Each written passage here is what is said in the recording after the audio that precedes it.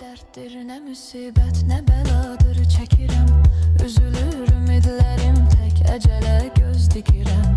Bizim eşq bağçamızın gülləri saldı əbədi.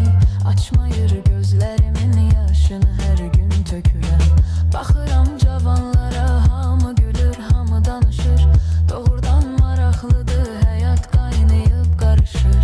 Amma mən cavanlığımı sevgimə qurban verirəm.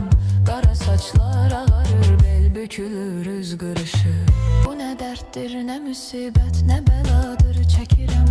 Üzülür ümidlərim, tək əcələ göz dikirəm.